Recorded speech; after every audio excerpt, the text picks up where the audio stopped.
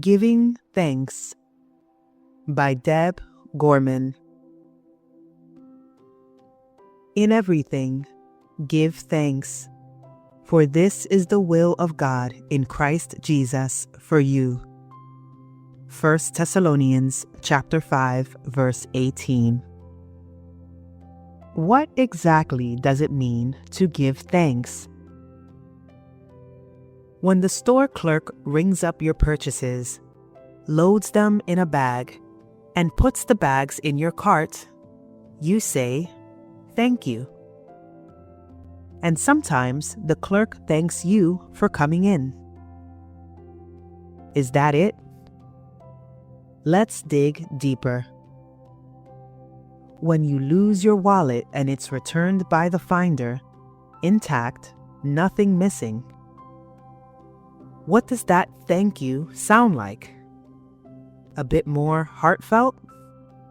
Or how about when your child becomes ill and the doctor tells you there's a new medicine for that illness which has had good trial results?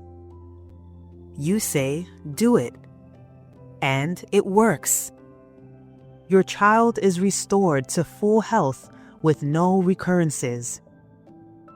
When you wring that blessed doctor's hand and say, "Thank you, doctor," the tears flow and your heart almost bursts out of your chest.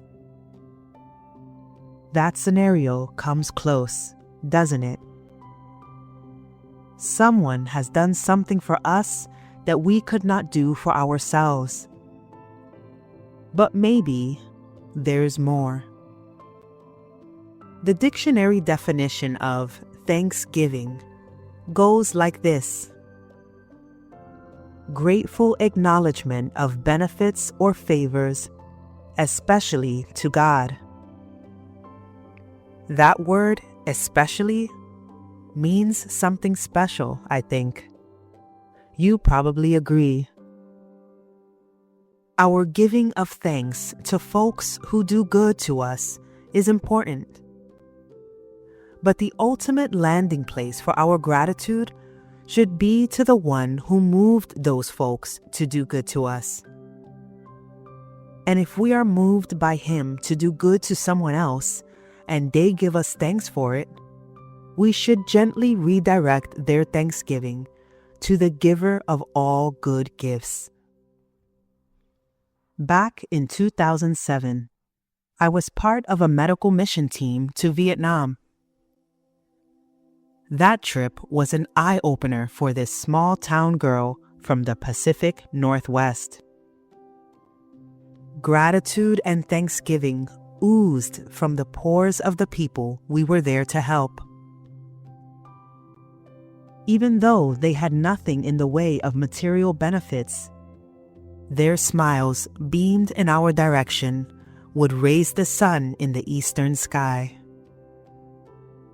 And the passionate thank yous we received brought tears to our eyes.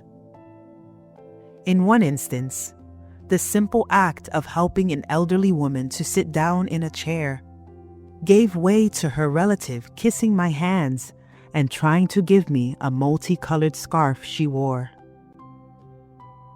Many children were brought to the doctors who worked alongside us, and the gratitude shown by their parents was heart-wrenching to see. When I arrived home, I remember the moment we pulled into the driveway and I made my way inside our nothing fancy home. It was like walking into a mansion. Gratitude to God for all He has done for us and bestowed upon us should be part of our DNA. But all too often, we focus on our don't-haves instead of our do-haves. This Thanksgiving, let's elevate our thinking above our tables groaning with food.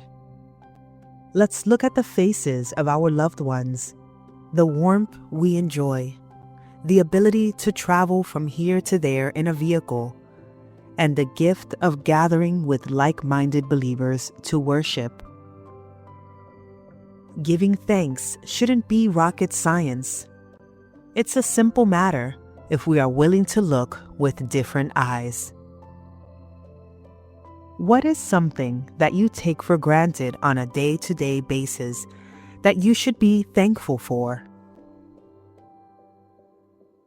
What is something that you can do in your neighborhood or community to express your thanks to God for His provision in your life?